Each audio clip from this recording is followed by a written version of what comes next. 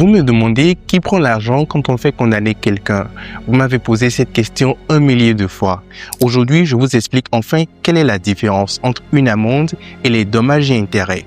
Voici les 3 différences majeures pour comprendre où va l'argent et pourquoi on vous condamne. La différence la plus visible est la destination des fonds. L'amende pénale est une sanction versée directement au trésor public.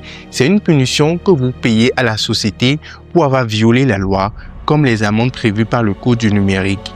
Les dommages et intérêts, en revanche, sont versés directement à la victime, votre employé, un client ou un voisin. Ils ne sont pas là pour punir, mais pour réparer personnellement le préjudice que la personne a subi à cause de votre faute. L'amende a une fonction répressive. Elle est là pour vous faire regretter votre acte et vous dissuader de recommencer. C'est le prix de l'infraction aux règles de la République. Les dommages et intérêts ont une fonction indemnitaire. Le juge les calcule en fonction du mal que vous avez fait.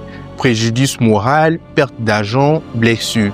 Le but est de remettre la victime dans l'état où elle se trouvait avant que vous ne commettiez votre erreur.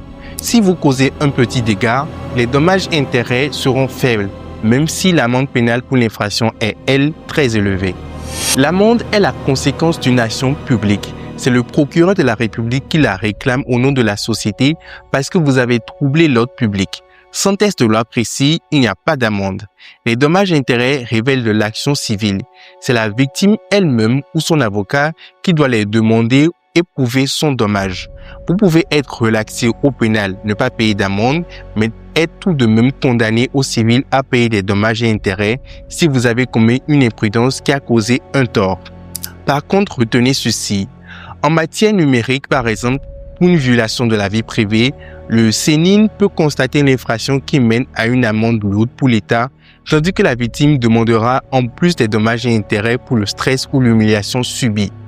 Pour finir, retenez que l'amende éteint votre dette envers la société, tandis que le dommage et intérêt éteignent votre dette envers la victime. Dans les dossiers graves, on finit souvent par payer les deux. Alors, réfléchissez bien avant de poser un acte illégal, car l'addition peut vite devenir très salée. Partagez cette vidéo pour éclairer ceux qui pensent que l'argent des procès va toujours dans la même poche.